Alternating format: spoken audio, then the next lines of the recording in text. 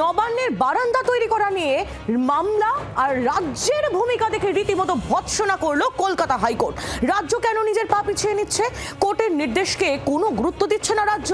রাজ্যকে রিপোর্ট পেশ করতে শেষবার সুযোগ দিল হাইকোর্ট। যে খবর পাওয়া যাচ্ছে, তীব্র ভৎসনা কলকাতা হাইকোর্টের রাজ্যকে। নবান্নের যে বারান্দা, সেই বারান্দা তৈরি করা নিয়ে মামলা, আর সেই মামলাতেই রাজ্যের ভূমিকা নিয়ে রীতিমতো তীব্র ভৎসনা কলকাতা হাইকোর্টের।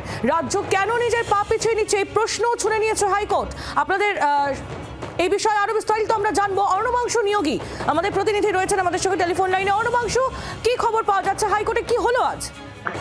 দেখো আইলি, সেটা হচ্ছে নবান্নের চত্বরের মধ্যে একজন ব্যক্তি চেয়েছিলেন বাড়ি বারান্দা করবেন, কিন্তু পুলিশের তরফ থেকে বলা হয় যে সেখানে বারান্দা করা যাবে না, হাই সিকিউরিটি জোন। হাইকোর্টের স্পষ্ট বক্তব্য ছিল যে নবান্নের কতটা এরিয়ার মধ্যে হাই সিকিউরিটি জোন পড়ে সেই বিষয়ে একটা হলফনামাতেই বলুক, কিন্তু বারবার বলার পরেও রাজ্য সরকার হলফনামা জমা দিচ্ছে না।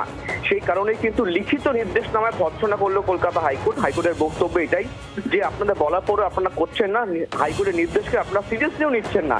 আর আমরা বুঝতে পারছি না কেন যে বারবার তো রাজ্য সরকার তারা পা পিছিয়ে নিচ্ছে। এই মন্তব্য আদালত করেছে। আগামী শেষ সময় দেওয়া হয়েছে 27 তারিখ অবধি।